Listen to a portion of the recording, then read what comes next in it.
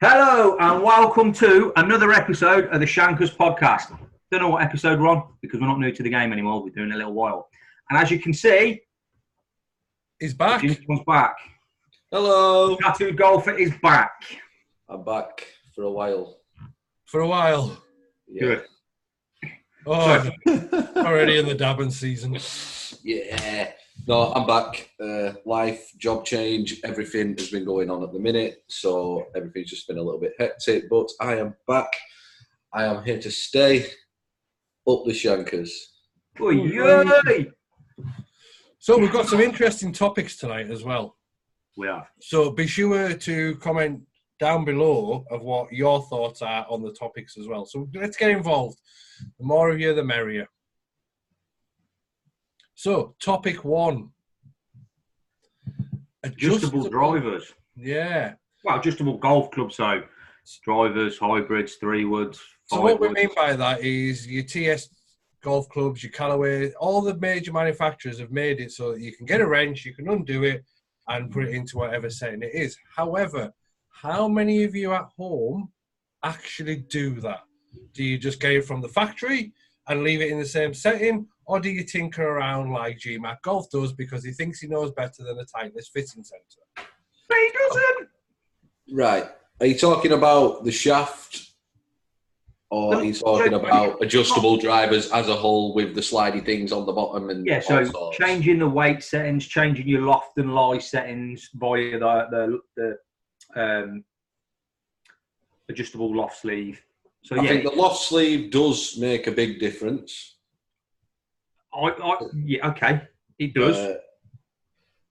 Obviously, it does change the way the face look. If you change, I've got the M6. If I change that from the highest loft to the lowest loft, the club at address looks completely different. It's yeah, good. which is gonna. But do you know why? Yeah, because it's changing the loft, so it's closing the face. Yeah, it's not changing the loft. I learned this the other day. It's not actually changing the loft. A 9 degrees metal driver will always be 9 degrees. What you're doing is opening the face and closing the face. It's still 9 degrees, which is, I was twiddling around with mine. Was it yesterday? Yes, yesterday morning. Yeah.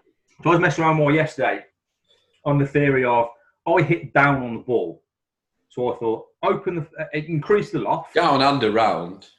Down and around and all over the place. So yeah. So I hit down on it. My delivered number's like I'm back. You are, yeah. So it's like 2 down. Deliver 2 down.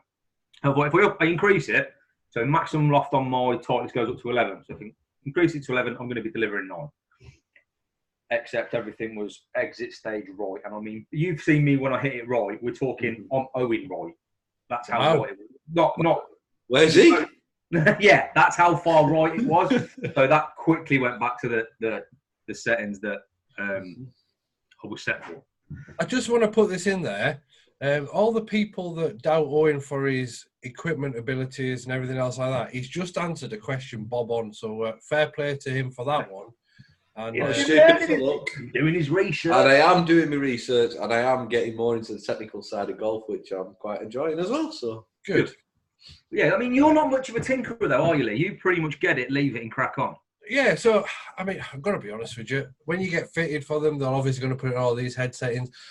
I'm not trying to blow smoke up my own arse, but 9 times out of 10, it's just A1 in a Titleist or whatever it is in Cobra, whatever it is. I'm just standard. Yeah.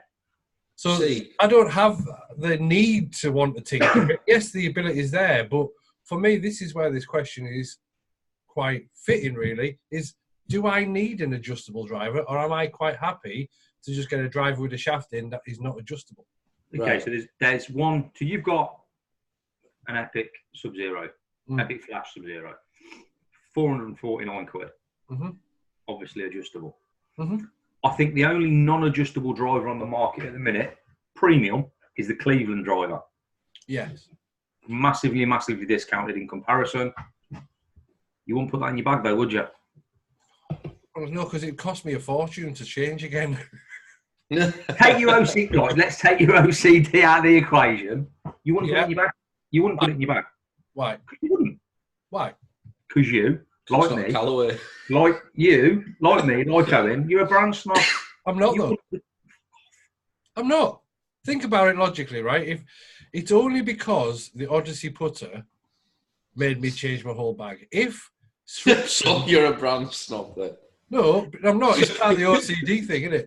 So if Srixon stroke Cleveland bought out a putter or a club that I felt was the best and suited me, I would then have to. But you won't even try it. That's the point. You wouldn't, because if it was a Callaway, you'd try it. If it was a TaylorMade, you might try it. You went to the driving range the other night. What drivers did you try? TaylorMade and Callaway. Answers our question perfectly there. Thank you very much. The question is, next week. Cobra wasn't there. The new Speed Zone wasn't there. I couldn't try that. There's no Cleveland. Are you talking about the driving range we've been to? Yes. They have every brand of clubs there, Dave. Not the new Speed Zone. Brand snob. I'm really not. Right, back onto the topic of adjustable drivers. Sure. Right. From my personal thing, when it's been a really windy day with my driver, I have lowered the loft as much as I can to me in my head thinking it's going to hit a lower ball flight to cut through the wind. And to an extent, it does do that, but obviously my technical ability and Lee's technical ability is completely different. So with you leaving your loft standard as it's set, you can probably swing and position yourself to play that lower shot anyway. But whereas me, I'm not at that stage yet where I can say, right, I need to do this, this, and this, and I will hit the ball a lot lower. Hmm. Exactly. No, that makes sense. That's a very good argument for the adjustability. Exactly. And see, I'm going to probably give it a little bit of an against argument. And without wanting to sound like a crossy bumlicker, Crossfield's done quite a few videos where he'll alter the settings. Yet, as an individual with a specific skill set, you can overcome them. You can overcome them adjustments anyway, which is what I would imagine you do, Liam. Probably I do to an extent. Yeah. Like the draw and the fade settings, I think that makes very, very little difference. They reckon about 800 revs. Because I could get when I used to hit a really bad slice, which now I don't, my shots go left now. But when I used to hit a really bad slice, I'd try a draw setting as far draw biased as it'd go. Yeah. And the shots would still be the same. But that again is to do with my swing then. Yeah. Which a lot of people don't seem to figure in their heads. Oh, it's a draw driver. I'm going to hit a draw now. You're not. You need to change everything about your swing to be able to do that. You can't hit an overhand swing and expect the ball to go left. It's not. It's going to go like that anyway. Realistically, the D and everything else like that these companies are bringing out, it's the offset. That's all it is. Mm-hmm. Well, I think I'm sure my M6 is a D type M6. No, it's not. You know where your weight is? I've got a weight on mine. Mine's not weighted, is it? That's what I'm saying. There'd be Hold on. I think this is what you call a tattoo golfer trying to prove a point with his expect stuff. Yeah, it's like, let's be fair, he's been slandered by his knowledge, but he knows his stuff a little bit. He's getting there. Here we go. Where's the angle? Can you see it there? Oh, shit, maybe it's D-type. Fair play. I thought it was. What he didn't tell you was that sticker was off of eBay because it was supposed to be for an R-type Honda. Racing speed. So, yeah. But I think people. I'm a tinkerer, and this is the longest I've gone without tinkering. Mm-hmm. What is it? I do mess about a lot with my loft. Well, I did, but now I feel very comfortable with the way it's set, and it is a little bit higher than standard loft. It's set at one notch higher than standard loft, and I just feel really comfortable with it. I think this might come as a surprise or a shock comment. I think the people that tinker tend to be higher handicappers. I think I would not necessarily say the higher handicappers. I would probably go the people who tinker are probably the most that would go to the range without a focus in mind or anything else like that, and tinker to try and improve where necessarily a lesson would do that for you. Well, I used to have a Titleist Freewood and a Titleist hybrid, the H1, and I can't remember what the freewood was, but I went to the range, I had the Google image up of the actual settings, and I was right, so if that's there, right, doing all this, that, and the other. I didn't have a clue what I would do. And I do think higher handicap, because like I said, lower handicap players can hit a low shot, can hit a higher shot with a standard set loft, in my opinion. No, that's a very valid opinion, though. So I mean, I must say, my hybrid though, that's not adjustable. No. I think some hybrids still aren't adjustable. I don't think my M6 hybrid. No, but mine is not in the bag. See, my M6 hybrid's gone. I know with TaylorMade in the M series, the M3, the M5, they were both adjustable, whereas the M6 and the M4 wasn't. And that's fairways as well. The fairway woods weren't either. See, I've got the M5 freewood, which is fully adjustable. Yeah, it's got the weight and the loft sleeve. But that's just set in standard. Yeah. See, I've set mine higher. I've set mine to 17. I think it's around 17 degrees. Which, again, with the grip that I've got on it, it feels weird. I've got the line grip on my freewood. If I change that loft, it feels so weird holding the club and looking at it. Tell you what, the only adjustable club you can get away with the Align is them horrible people in the corner of his room. Callaway. That's no way of speaking about my family, you. All the photo frames start falling off the wall now. Yeah, Callaway's the only company that do. I think they call it. Is it SureFit? They call it, Lee. Yeah. However, who is just done that now? SureFit. No, not SureFit, but who's just done the adjustability without the grip moving? Go on. Wasn't it in the new sim? No. I'm sure I watched a review, and I can't remember who it was now, but it said that regardless of where you put the head in its locking position, the grip didn't move. See, because it could have been the Maverick, and I can't. I think it might have been the Maverick, because when I used the sim, the loft sleeve, I didn't obviously loft it up, but the loft sleeve looks exactly the same as the M6, the M5, the M3, and the M4. These are the grips I've got usually on all of my clubs, apart from my M6 and M6 hybrid and my M5 freewood. And then if you do change them, they still feel the same, so you can get away with it. But the Align is very weird. Yeah. I mean, I think one of the best grips for the adjustability factor is a lambkin to a velvet or something like that. My tightest I've got it on it's Torque Pride 360. Yeah. There's not even any writing on it. It's just 360. Just round the top, innit? It literally says it on the butt, and it's no writing anywhere else. Have you got that on your wish wedge? Yeah. We need to get onto that wish wedge at one point. I think we all need to do a ShankerZ video.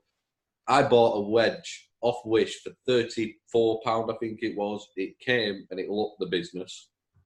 But it's very thin. The grip feels like super thin, but like I say, even the packaging and stuff like that, it came in.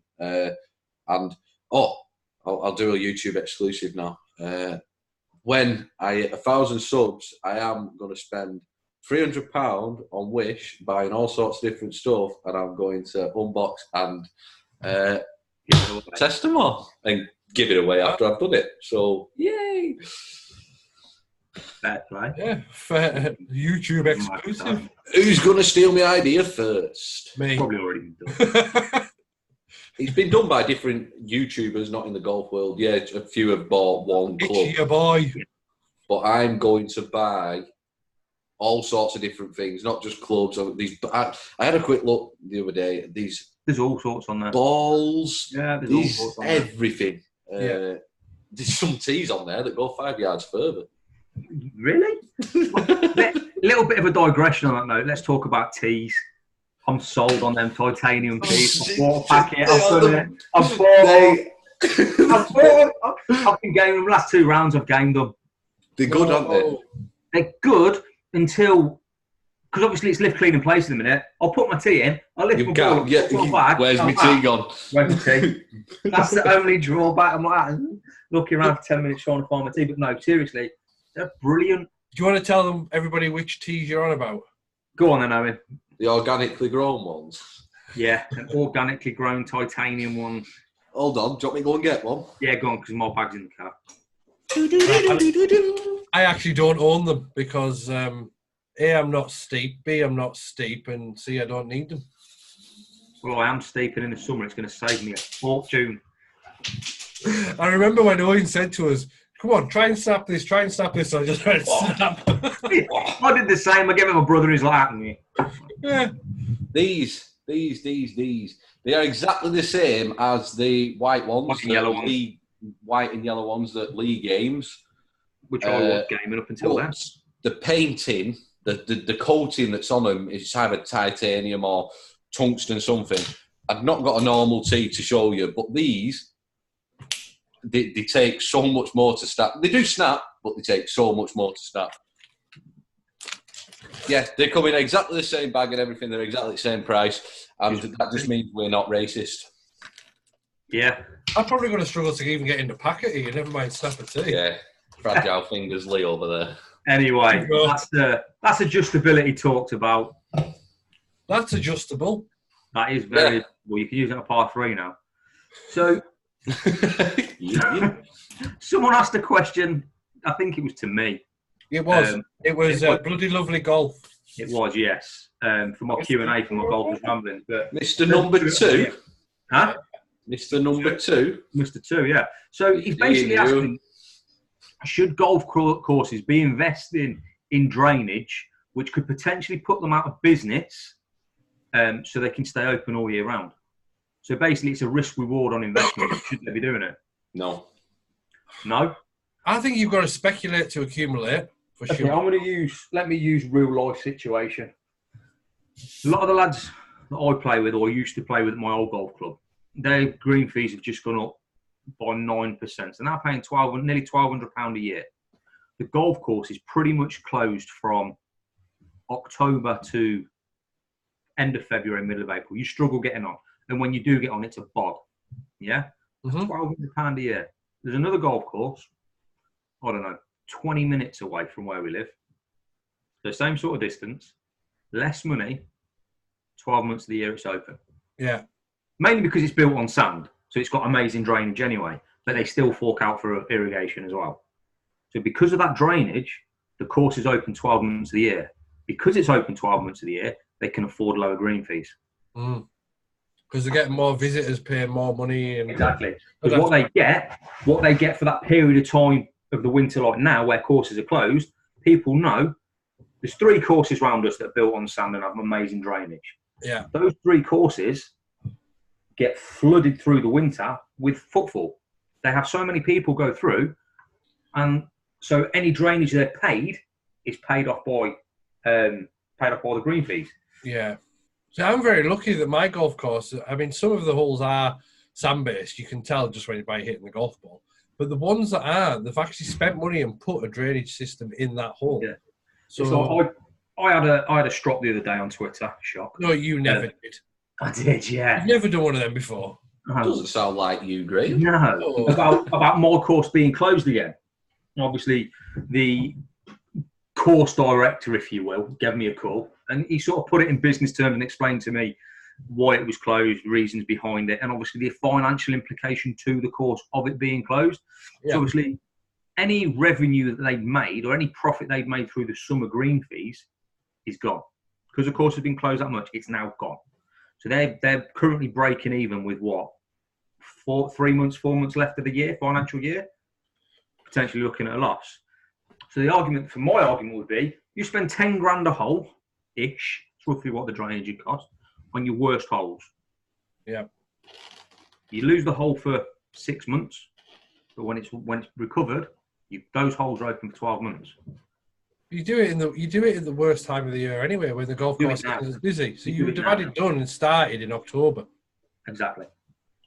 So come April, it's repaired, bedded in, ready to go. There's not enough money there at the moment for golf clubs to do that, though. That's the only thing. But this is valid as well, Mark. There's not enough money coming into golf clubs for them to say, right, we're going to say these 4 holes for instance, my club, Breakneck, it used to be a 9-hole course. Mm-hmm. Now it's an 18-hole course. But Okay. during the winter, they put the old 9-hole course loop on. So that's more or less open every day. Yeah. Because the drainage on the further back holes is a little bit worse, and they keep it in as best condition as they can. Yeah. They've been doing loads of work with I've never been to a club where I've seen. I'm not just saying this because it's my own club. These greenkeepers out. We've played clubs ourselves, what we've been at, and we haven't seen one greenkeeper. They are out from half. If I went at 7:30, there'd be a greenkeeper there, and they're always there, and they're looking after the course. And the course is in a great condition for the time of year and how boggy it gets in Bolton. Yeah. I mean, my course was open on Saturday. We had first time in a while. It was, to be fair. Well, it was open. Yeah, it is the first time in a couple of weeks. But it was boggy. It was in decent condition, considering. But there's one hole that's unplayable, so they've had a temporary hole. You can't play the 8th because the River Avon's busted its banks. You can't get away from that. But as a whole, if they'd fork out a little bit on drainage, and it's not a lot of holes, that course would be open 12 months of the year. I think the question comes down. Yeah, but how long are they going to have to shut the course for to implement the? You'd shut 4 holes at a time. You shut 4 holes at a time. Okay, you put 4 temporary holes on. Now I've got there's 26 holes at my course. 26 holes because you've got a 9-hole course as well. They can make temporary holes. Yeah. Mm-hmm. So there's no reason why they can't do it.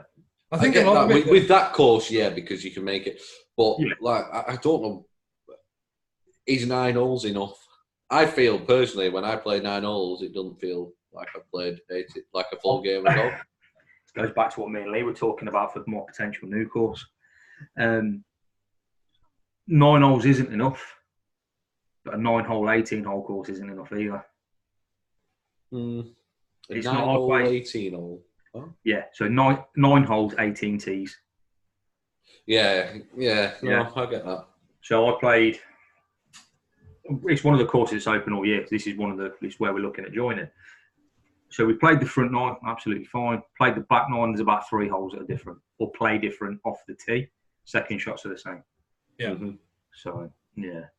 I think coming back to the drainage question itself, if you've got a lot of golf courses around you, like Manchester, for example, there are loads upon loads of golf courses. It has to be a point where you've got to have that fine line of keeping yourself, afloat money-wise, but at the same time standing out from the others. So if one's shut, why is it shut? It's probably because it's boggy. But like as Owen said before, the members, if you've got 20, for example, you've got not a lot of money, but if somewhere like Carlisle, where there's 4, you've got a lot more money. Yeah. But I think that comes down to, again, yes, they should spend the money on them, but if you've got a lot of golf courses around you, I think it's a fine line. It's a very fine line question. It's a tough decision. I think, depending on the golf club, I think you should definitely plough the money into the golf course, because you're going to get a better golf course. You're going to have more revenue the second year because the course is open all year round, which will pay your bills back. There's just that danger of them spending that money and not recouping it back if there is so many around. There's a big, it's risk and reward in it. It's risk reward, isn't it? It's business. It's a gamble, but if the gamble pays off, your quid's in. Yeah, or if it doesn't, you're bankrupt. So there is a lot of, like a few courses that I know, these people that are in, members that are in certain business traits, and they help out with the course and stuff like that with different things like plumbing, for instance. Yeah. There's a plumbing issue. There's a member that will come in at a decent price and sort the plumbing out. I think most private members clubs are the same. They'll have members that are builders, plumbers, electrics, and they'll help out. The first club I was a member at, Farmouth Great Lever, I'm sure that once a month or something, they'd have volunteer greenkeepers and they'd go around just doing little bits and bats just to keep the course. Yeah. Which can be a good thing, but again, some people will see it as, I'm paying £1,200, £1,000 a year. Why should I be coming out here doing this? It's showing pride in your course, isn't it? It's showing pride in your course, and as a member, you want to be proud to be a member. That's the way I see it, anyway. Well, speaking of golf clubs, here's a one for you lads. as fellow YouTubers, should we get something from the golf club for the free publicity that we create for them? So I'm not saying that they have to pay our green fees. By all means, I'm not saying that. And I have been very fortunate enough to get green fees paid for and buggies. So it's not a pop, it's just a simple question. All three of us have been lucky in that respect, I think. We've all had free green fees. We've all had free corporate tickets to European Tour events. And I'd like to just thank you for that, by the way. Anyone that's helped us out, thank you so much, of course. Mm-hmm. But I think the problem here is with free publicity from someone of anyone under 20,000, what's the golf club really going to gain? Yeah, I think that's what they look at. Personally, they'd have to, from what I think, is they would have to look at how local you are. Say Lee from Carlisle, if he came to play a course around the corner from my house, yeah, I know a lot more people from around here. It's like me going to Carlisle and asking for a green free. If I had thousands of followers, thousands of subscribers, yes, it'd be different. Like for me round here, I know if there was a golf day at my home course that wasn't a members golf day, I could get 30, 40 people to go and play that day, which you two could as well. Yeah. So in that sense, yeah, you've brought 40 people, you don't pay for your ticket, Owen. Thank you very much. Like, but again, the thing about us, we've never expected to, like, I see a lot of YouTuber things I've seen loads of tweets and stuff about not being able to record this and they've not offered me this, that and the other. But the thing about us three, we've never actually gone and expected something for free. No, I'm more than happy to pay my fair share of green fees. Not an issue, because I'm going to their course and using their facilities, I'll pay. I always, when I'm booking a tee time at a course I've never played, and I always ring up and I say, do you mind if we record, blah, blah, blah.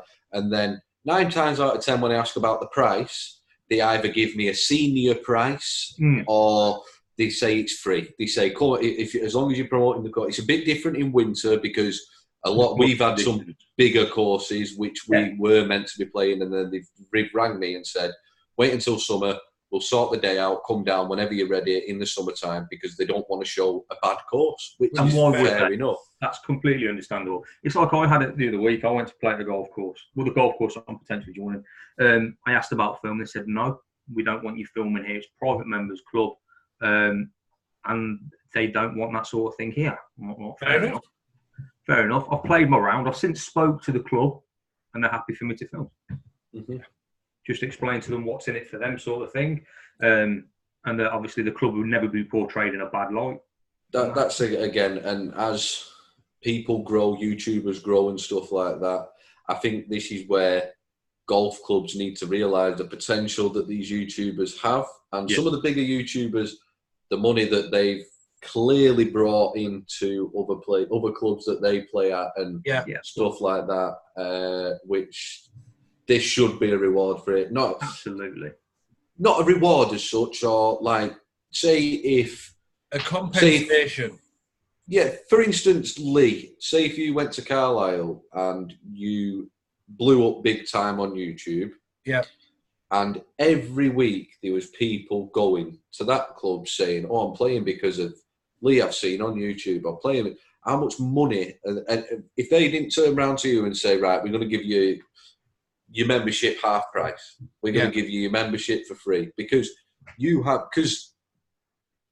when you're at that stage, you can go to any golf club you wanted. Yeah. And golf clubs need to get into the 21st century when it comes to advertising, when it comes to promoting the golf club. With times have changed. It's not how it used to be. No, it's not. They need to bring... A few clubs are trying it with the all-inclusive thing, but again, I personally don't think that's the right way to go. They need to be looking... If you look at clothing brands, for instance, they have influencers. That's what we are. Realistically, we're influencers for the game of golf. We can be influencers for golf clubs. If we're going out and we're saying we've had a brilliant time, blah, blah, blah, and then 10 people in a week go down, oh yeah, we saw this video on YouTube. Well, Conway Golf Club have done it, haven't they, with Andy, the average golfer. He's I don't know what deal he struck with them, but he's their ambassador. Mm-hmm. You know, he promotes their club. They've seen it. They've seen what he can get for them and what he can do for the club. You know, absolutely, clubs need to do more things like that. That's genuinely the future of golf club, and that's potentially for some golf clubs the difference between staying open another 12, 18 months or closing. 100%. Having an ambassador who's also an influencer, absolutely. Yeah. Absolutely. There's big views on the YouTube game, and people, a lot of, and I don't mean to sound rude, but it's a lot of the old timers don't like it. No, they don't. Their world's changing around them, and they don't like it. They used to. But it's down to the fact they don't understand it. Mm-hmm, exactly. They don't understand it. It's like a chap who he plays in the group in front of us. Sometimes I'll play in front of that group. And initially he was like, what you filming for? And it's took him probably, I reckon, about 12 rounds playing with me for him to come round to the understanding of why I film and why YouTube's there and what it can do. And now he's sound. So they just need educating, I think. Yeah. I think personally, golf clubs should have their own YouTube channels. Each golf club should open their own YouTube channels, even if it's just first tee shots on a Saturday comp. Yeah. Everyone's tee shots. That would bring more people to the social media side of things. I don't know so much about YouTube channels, but they definitely need a bigger presence on social media. Yeah, So that then comes back to the question of if YouTubers are putting them on social media by tagging them on Twitter and Instagram and recording on the YouTube channels. A lot of times you never get a response, do you? That's the thing. We're tagging them in this. If they comment saying, "Oh, we're really glad you enjoyed your day," if anyone likes to come down, feel free. However, we have been very fortunate that if we've mentioned a club or something like that, they have liked it. A lot of times they have, yeah. But there is a few times where you've commented or we've tagged certain clubs in, and you've never had anything back off them. And to me, it's no skin off our nose. We've played. Yeah. For me, it's them. They missed out on the opportunity. Opportunity, absolutely. So you've got to see things that they need to change the way business is run in golf clubs. Like you'll notice, like pros, a lot of golf club pros and that, they're all younger now. Exactly, they are. They're all younger now. But even some of those young pros are still blinkered and don't get the YouTube thing. They just don't get it. But that's fine. It's not just YouTube. It's the social advertising and marketing, but social media. Just call it social media. Yeah, the social media. But you say it's fine, but it's their business that's losing out. Mm-hmm. Their business is the one. Their future, realistically, if they're a club, not enough people come. Sorry, the club's shut. Yeah, but if you're a club pro, it's a lot different. Than a touring pro. You know what I mean? So if you're a club pro and you've got American Golf 10 minutes down the road, and American Golf have spent, let's say, £20,000 on social media marketing, you can't compete with that as a single club pro. Absolutely can. How? You can. How? I tell you what, if you've got a minute, have a look at. There's a new pro that Breakmate hasn't had a pro for ages. And there's a new pro called Jack Horrocks. If you go and have a look at what he's doing, he's on social media all the time. He's done a winter league, this, that, and the other. He posts the scoreboards up and everything. And if you look at what he's doing the social media how he should be doing it. But then if you look at other clubs, which, they might be doing a winter league, they might be doing this, take a picture of the scoreboard, put it up on top. This is our... Not, a lot of people rely on that. How did I do? Which is Zach-on. Yeah. Yes. Well, that was definitely a debate, which we'll leave there. Well, there you go. Comment below. Let us know what you think. Let us know your views on all three subjects. We'd be interested to know what you think. So thank you very much for watching, and we'll catch you again soon. Take care. Bye.